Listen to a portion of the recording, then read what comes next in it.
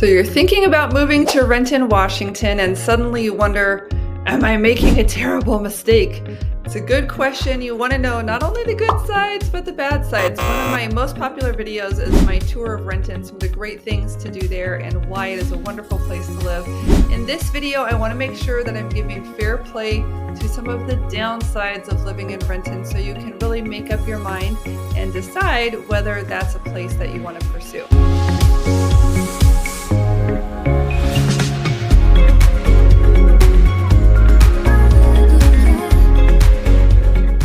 So let's start with a little bit of the city's history and whether or not that seems like the type of thing that would be right for you. Now, historically, Washington State was a big logging area, and that was certainly the case in Renton. Its location near rivers and lakes made it a great transportation hub for using these waterways to get materials and logs and things transported around.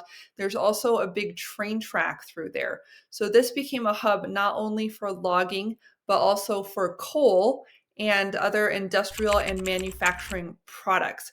The Boeing Company, which is our big airplane manufacturer here, has a location right on the south end of Lake Washington still to this day. Now, those industries fueled the growth of the area, but after the Vietnam War, economies kind of started collapsing there. The airplane orders, for example, dried up after the end of the Vietnam War. So what had been booming then went bust. And as you go through kind of the older historic downtown Burien areas, you'll see like a lot of rental homes. It's close to the freeway, close to the railroad track. So that can feel a little bit more impoverished, even though I do see the city investing into the streets and businesses there to make that area, which is so different from the Renton Landing. It is not the Renton Landing. It's more of a historic downtown space. They're trying to make it nicer and more of a destination to keep up with the growing wealth in the area. The next point I want to make has to do with home pricing in the Renton area. This has historically been a little bit more of an affordable place to live. And we're looking here on the map. We can maybe zoom in on these green lines and the black lines. The green line is the average home price, the median home price in Seattle, and the black line is the median home price in Renton. So you can see as far back as this data goes, which is about 2013, Renton has always been a more affordable place to live. The black line is lower than the green line, meaning homes there are cheaper. But what we've seen in the last couple years is that Renton average home prices are coming up, up, up. And in my estimation, what I've been seeing is the reason for that is the proximity to Bellevue and the expansion of all good things on the east side of the lake. We have cleaner cities, better schools radiating out from Bellevue, but the cost of that is more expensive houses and a lot more heavy traffic now. So, for example, I had clients that were driving into their business in the Bellevue area, and they were looking at some new construction homes in Renton that were priced at over $1 million. Historically, that would have been, very surprising. You can see here even kind of, I guess as far back ago as 2020, we always would see Renton prices trailing that of Seattle, averaging here the low 700,000s. But now we've got home prices for 3 and 4 bedroom homes on less than a half acre. And this is primarily new construction, shooting way up into the $1.3 million range. If we look at all construction types, we'll see if that changes. But yeah, the new construction is becoming, is using Renton now as a destination. Looking at used houses, so if you're not going for new construction, if you're going for something that's more established, you can still find affordable housing here in Renton in the mid 700 range, less expensive than Seattle. And what do you get for that money? Let's take a look at what your prices are going to be ranging for new construction here in the Renton area as of this filming. So I'm looking at the list of all recent sales and available homes. So here, this is organized by price. $750 is kind of the bottom end of the price point. and you're getting a townhome style condo here. So you're getting attached housing up until about this point here, 860,000. You're getting detached homes. These still may be sold as a condominium if they come with a very small yard. A lot of times these pictures are kind of an artist's rendering, and you may not actually have that much space beside your home. What we have found with the developers in the area is that in order to make enough money and also to meet zoning requirements that are pushing homes closer and closer together, if they have an acre of land, they have a goal of how many homes they're going to get on that acre. And so you're not getting a lot of space and green belt around the home like it may appear in some of these new construction renderings. As you get over the $1.2 million price point, you're going to be getting a bigger home. But again, with new construction, you're typically not getting very much land. So if yard and land is important to you, you might want to look for a spec home where it's not in a development with 10 or 20 other homes. It's a lot or two that the builder purchased and built something on it in typically a more rural area, or pushed down another home, that kind of a thing, which might indicate that you have tear down homes around you. So be careful with that. The other thing that you can do is look for an older home in a neighborhood with larger lot sizes from a period when that was more popular, and think about remodeling it or buying one that has been remodeled. If we're not looking at new construction, again, if we're looking something used, you can certainly find more deals. On this list, you'll see we've got condominiums starting at as low as $230,000 for a one bedroom and going up from there. In order to get a two bedroom, let's see what you're going to need to look for. Here's the first two bedroom. It looks like it might have been sold off market as a fixer-upper. Let's take a look at another one. So here's one that's sold. It's an apartment style condominium. Looks very nice. Sold for about $300,000. Renton Ridge is an area with a lot of condos, and some of them have a really great view. If you're looking for something with 3 bedrooms, you can occasionally find a 3-bedroom condo, but it's going to cost you more. These are $350,000. Oh, it's like a little house. It's an end unit condo. It's still attached. This looks like it might be in an older situation. Now, most of the clients that I do talk to on the phone tell me they want a 3-bedroom, 2-bath, at least 1,500 square feet. That's kind of the baseline for what people imagine in their mind moving into a new home. That's what they want to get. So let's see what that looks like here in Renton. In the last month or so, we have sold those for between $450,000 up to about $900,000. Here's how they look. They're sorted by price. So at the bottom of that price range, we're seeing mobile homes. Then we're seeing attached condominiums and that type of a thing. This looks like a nice property here. Small yard, but nice and well-kept interior. What does that one go for? $700,000. And that's just below the median price range for the area. So $700,000 would be a great budget kind of ballpark for you to get a well-kept 3-bedroom, 2-bath, single-family home in the Renton area. You may be able to get more, but it is an expensive place to live. And since we're here in the MLS, I'll just advise you, this is the scatter plot of all of the homes that are listed and sold recently in the Renton area. So you can kind of get an idea of where the Renton area is on the greater Seattle map here. It's at the base of Lake Washington and expands pretty far all around here. Now, as you can see, going up this way is Newcastle, which is considered fancy and kind of a bedroom community of Bellevue. It's close to I-90 and Mercer Island, and this is considered high-end real estate. I sold a $900,000 home in Renton this year that had previously been a bed and breakfast and was very well appointed. And it was just on the border of Newcastle. If it had been in Newcastle, maybe it would have been another 100 or 200,000. So if you're looking to go up into Bellevue, then you probably want to be on the north end of Renton here, but it is going to be more expensive. This 405, it's like a beltway that goes around the east side. It's a loop off of I-5, which is our main freeway that goes through Seattle up to Canada, down to California and Mexico. So, but if you're going into Bellevue or any east side employment locations, this yellow line, that's 405. That's the freeway that you would be taking. Now let's zoom in a little bit more. So this area here is the Renton Landing, has a shopping mall that's been really nicely done, some more high-end stores. So they are building this up to be a more expensive area. They've got the Seahawks training center down here for our football team, and they've got the um, Boeing manufacturing facility and a lot of hotels near that area as well. Now, over here to the west, got to think about it, the west is the municipal airport. So they have helicopters here and they also have small airplanes.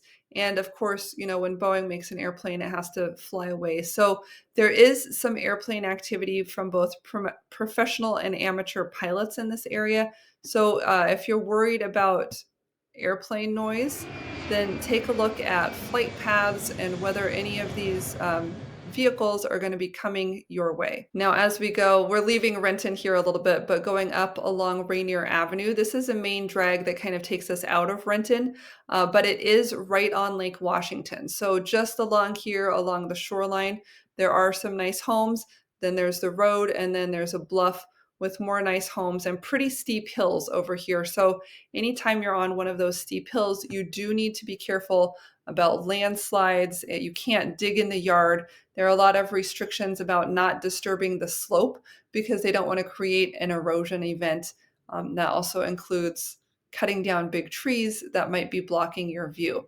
And unfortunately, even though there are some great views here, having this busy road is not an asset to the area. In my opinion, busy roads make it a little bit less nice, a little bit less residential. So unfortunately, some of these lakefront areas and neighborhoods are not as nice as the luxury neighborhoods that we see in other places along Lake Washington, primarily and largely, in my view, because of the types of homes there are older, not as grand, not as well maintained. They're on a steep slope, and we've got the busy road there. So when it comes to luxury real estate, unfortunately, it's not attracting as high-end a crowd as we might otherwise expect to see with this proximity to the lake. We've got industrial stuff going on here, and we've got the slope and the busy road over here, as well as this airport. So that's another reason that Renton might have some downsides for you. Now, again, depending on what part of Renton you're living in, the quality of the area, the homes, etc., really changes quite a bit. As you can see, Renton covers a pretty big swath of ground, and what you're going to find up here on the lake by Newcastle is going to be quite different from what you're going to find out here near Maple Valley. Maple Valley, we'll look at schools in a minute, but Maple Valley is an area that's considered nice, semi-rural, has gotten popular, but the drive coming through here, I mean, this is a pretty long way, and because of its popularity, it's gotten more crowded, so we can expect longer commute times if we're going out there toward the south end of Renton. And then over here on the west side of Renton, we have some areas that are considered maybe not as nice, more affordable. We have SeaTac International Airport here, which again represents airplane noise. We have another Boeing manufacturing facility north of SeaTac.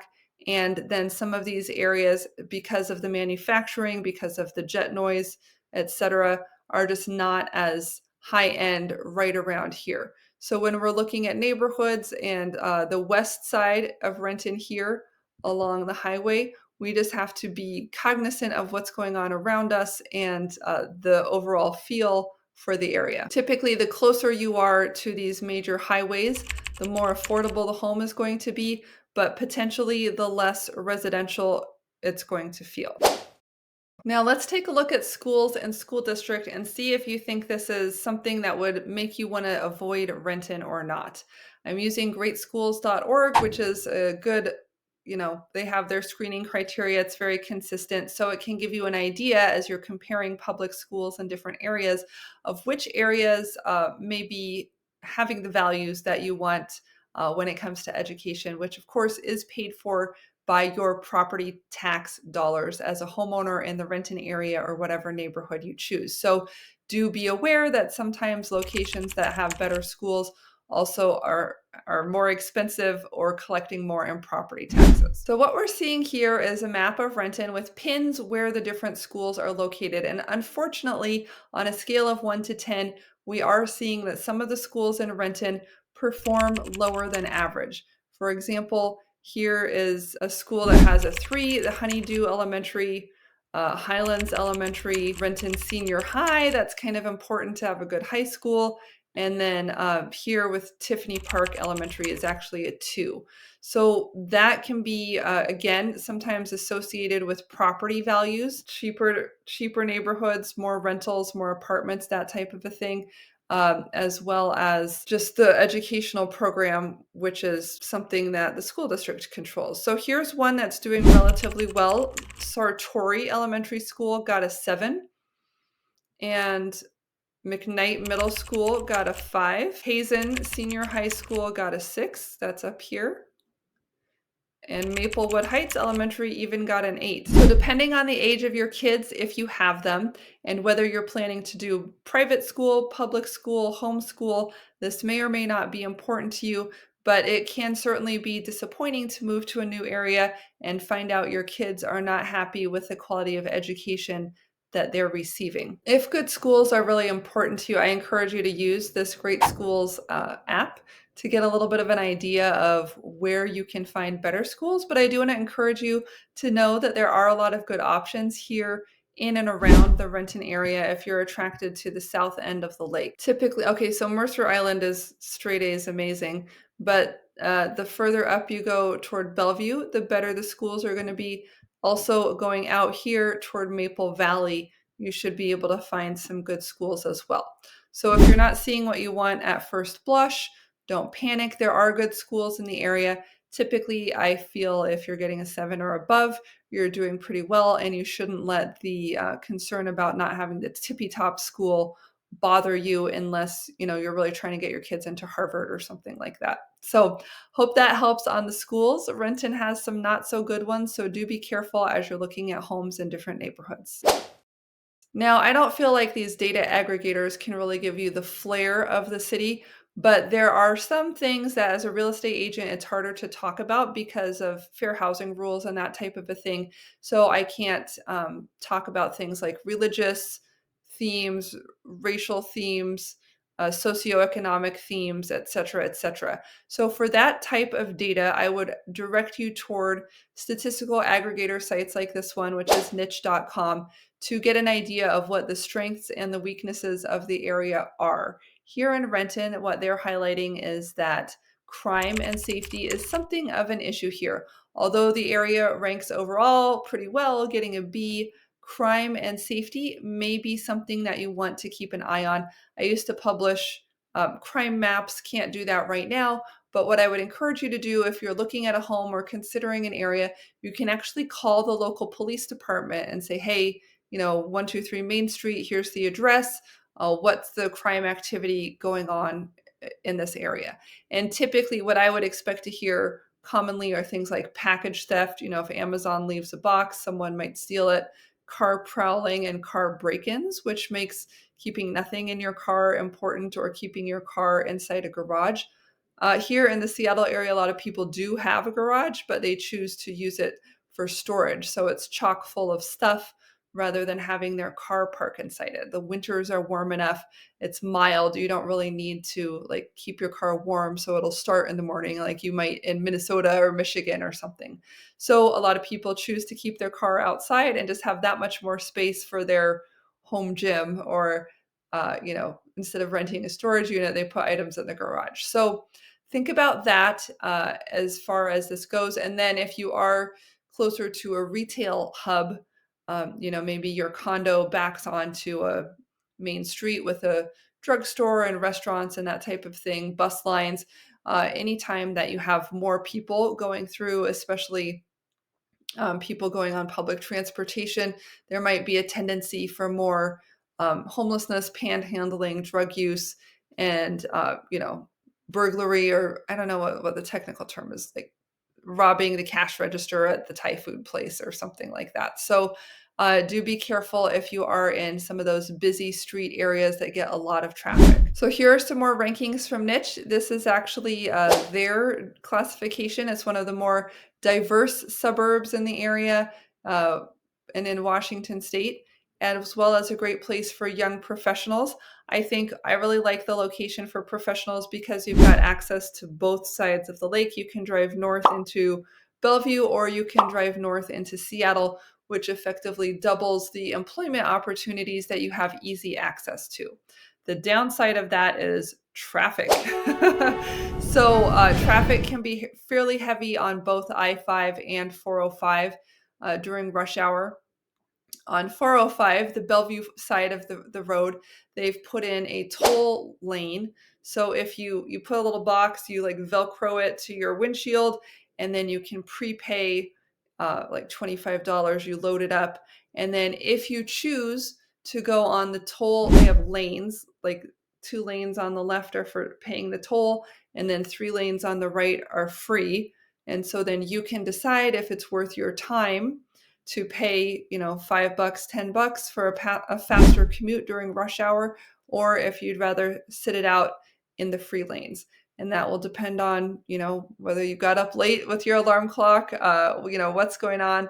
And they actually vary the toll. It changes throughout the day. So in heavier rush hour, it's going to be a more expensive toll.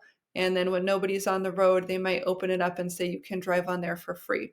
In addition, you can drive free on those toll lanes if you have a high occupancy vehicle, which used to mean 2 people, but I think now in portions of that road, you've got to have 3 people in your car, which could be you and your 5-year-old and your baby all going into daycare downtown, or it may be other people commuting into work. On the Seattle side, I-5 is an interstate. It's free. There are no tolls. It does have reversible express lanes, they're called, but those mostly service north of downtown Seattle. So they're not going to help you if you're coming up from the south end of the lake. So you can still expect heavy traffic and variable speeds coming up that way. And even there's often a traffic jam just at the south end of downtown where people are going from having a lot of lanes to not very many lanes as we go kind of through under the tunnels, under those tall buildings in high cost downtown Seattle. So I expect slow traffic going north during rush hour in either direction.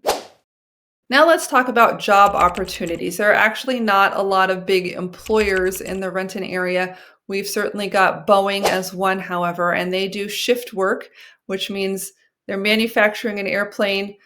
Typically in a manufacturing environment, everybody has to be there at the same time to kind of get things going and work. The whistle blows, things stop and start. So when we find these shift work jobs, we typically find that traffic is very heavy as everyone, drives in at the same time to be there exactly on time when the whistle blows, and then same on the way home. So that's something to be aware of. There are also some other employers like hospitals, medical centers, and that type of a thing in the area. But for the most part these days, I think of Renton as a suburb. And so, like I said before, you can get good access into Seattle or Bellevue, which are the biggest cities for employment nearby. In addition, if you wanted to go south into the SeaTac airport area, well, I guess that's more west from you. You could go into SeaTac airport, which is just basically west or south to Tacoma. So if, for example, you and a spouse were commuting in different directions, you could get into Tacoma. You'd be on the right end of town to do that, opening up a third major city as another employment center option for you. I think our diversified economy is one of the best things about living here. Most of the people who live in Seattle were not born and bred here. They come from out of state. And the reason, if not out of country, and the reason is because we have a lot of great jobs. And so having access to a good job, especially if you're buying a house, being able to go in different directions to get a replacement job if you're leveling up or don't like the place you're at, is a really nice protection should things go wrong. We've had our boom and bust cycles with Boeing before, for example. They make an airplane that breaks, travel dies down, and there are fewer airplane orders. They end up laying off a lot of people. In the past, that's really affected the economy of the area because represented such a large employment base. Fortunately, now we have many more large employers. And so if you're displaced from one field, there are other places to go. You don't have to leave town and, like an oil town or a coal mining town where the well dries up, the mine is empty, and you've got to move on, right? We've got a lot of different places you can go to work and make money here in the Seattle Renton area. Now, just because this is the Devil Advocates post video here, I wanted to take you through some of the reviews of Renton and especially the bad ones so you could get an idea of what the most sour people in Renton are complaining about. So this person says, I've lived here for 16 years. People are not very friendly. They love bullying and harassment. I have personally had this experience as well as racism. I believe that this negative behavior is destructive for adults and children. What are we teaching our kids? There are also crime and addicts everywhere. Let's work to make Renton better. So this person, you always have to consider the source, right? It sounds like they've had some bad experiences. How much of that can we blame on Renton as a city? I couldn't say. But anytime you get a lot of different types of people together, it's not unexpected that there would be some friction, and obviously having a good way to handle that and a strong police department if anything should escalate or to discourage escalation is really important. Also, I think his point about addicts, crime, homelessness is something that we've seen in increasing amounts in the Seattle area over the last decade or so. And we're hoping that the new mayor of Seattle winds that back. But there's a lot of bleed out from the area in terms of panhandling, drug use, tent camping, and each city, suburb, municipality has their own police, their own level of enforcement of those things. So do use a sharp eye when you're looking at homes. Drive around the area, go to the grocery store, go to the library, see if you see a lot of vagrants hanging out there, how that makes you feel. Is it happening at noon or at midnight or what's going on? Go out to the property at night, see if the vibe is different. But it's a good idea to be savvy in this, relatively urban environment. It's a pretty urban suburb as well. So do beware of those things. This one says, everywhere you have to go, whether it's a grocery store or driving to work, it's crowded. The store lines are so long, they block walkways, and there is traffic on the roads at all times during the day. There isn't much to do on the weekend, not that anyone would want to go anywhere with the traffic. The next town over has a large mall and a movie theater. It is a very expensive city to live in also. I'm guessing that's Newcastle. But I mean, a lot of places are expensive and have a movie theater, so I'm not sure what they're referring to there. But traffic, like we mentioned before, can be an issue as well as, a lot of these places. I don't know, like there's certain places I've read about in other states, like I want to say Texas or Arizona or Florida, where it's nice weather and they have a lot of giant communities with homeowners associations, and they have little like community garage sales or like pool parties at the HOA sponsored swimming pool and those types of things.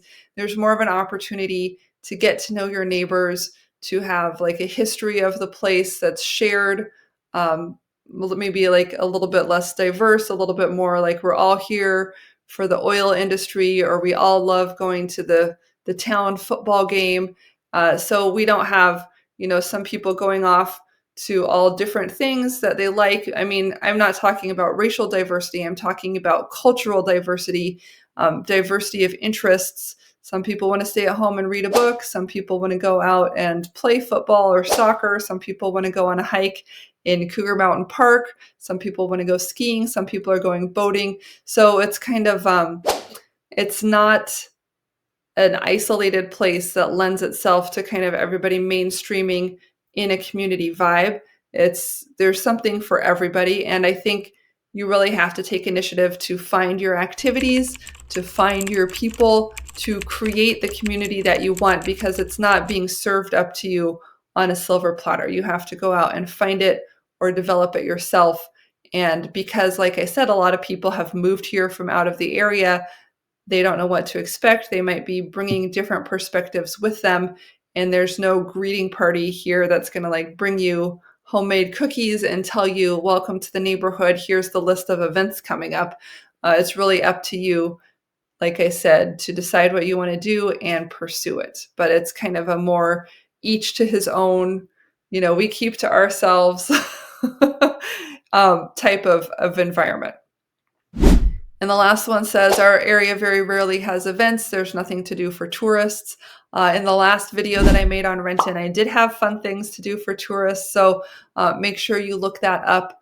But yes, I mean, Renton is not a tourist destination, but there are things nearby. There are the Seahawks professional sports. There are Mariners professional baseball. There's the Kraken professional hockey. These are all like Seattle major league teams that we have. We don't have a basketball team right now. We do have the Sounders, which are a professional soccer team. We have Fifth Avenue Theater, Broadway production plays and musicals. We have all sorts of museums. So there's plenty to do. There's the symphony, there's the ballet, plenty of things to do in the area, but maybe not in Renton. So you can consider yourself in the suburb of two very large and wealthy cities, and maybe you're going to need to drive 20 or 30 minutes into the city, knock on wood, if it's not rush hour, and get yourself to some activities outside the area. Last thing I want to bring up about Renton that may be a negative in your mind is just the lack of space. It's a pretty crowded, pretty dense, pretty urban feeling city or suburb. I mean, we do have these manufacturing zones. We kind of have a little bit of that Milltown vibe in the downtown area by the freeway and the railroad track, and the old historic downtown shopping district and that type of a thing. And we just don't have a lot of space. I am here on the MLS taking a look at homes, looking for homes with 1 acre or more of land that have sold within the last 90 days. And we have, it looks like 17. So, and not all of these would be considered even nice or good. Let's see we'll organize them by price here. So sometimes you have to be careful that condos will come up on this list because collectively the condo development has a lot of land, but I think that's misleading. Let's go back to the gallery. So, here you might have an acre of land, but you have a little tiny house. Here you may have an acre of land, but it looks like kind of a tear down barn building here. So these are not what I would call luxury homes for the most part. This looks nice. It has a HOA development fee. So it's probably in a protected community with a minimum lot size. And typically in this area, if you're having these large size lots, you are going to be on a septic system. 1.4 million, that's a pretty expensive home for this area. I feel like I toured this house a year ago. Maybe I've been in that one. Let's see. Here, this is more of a luxury home. And it looks like they have a nice property and kind of an accessory dwelling unit out there. That's 2 million, 2.5 million. So there are nice homes here, Boeing executives, welcome to town. But do be careful of, limited supply. If we look on the map and where these are, you can tell they're kind of in the opposite area of Seattle. Historically, Seattle it's the biggest city. It's kind of the hub, and things work out from here. So as we go into these green areas toward the mountains, toward Issaquah, this tends to be more rural. It may not be suitable for denser development, or maybe they just haven't gotten out there to subdivide everything again. But you can see some of the nicer homes out here as well. All right, so thanks so much for joining me on this. Things to be aware of. Maybe you don't like so much about Renton. I hope I've given you a really good idea of what to expect and why you might not want to get your hopes up when it comes to Renton. But also there are, nice properties, luxury properties floating around. It comes down to being really clear on what you want and working with your real estate agent, hopefully it'll be me, to help you dial in your needs. If you're looking for space, if you're looking for good schools, if you're looking for a shorter commute and access to jobs, finding the right balance of those things is really an important part of the process. And Renton does have quite a bit of diversity, not just in people, but in the types of homes available as well. So let me know how I can help. You're always welcome to reach out through homeproassociates.com, my website, or give me a call and text and let me know what questions you may have about moving to Renton. Thanks so much for watching, and I'll look forward to seeing you on the next video.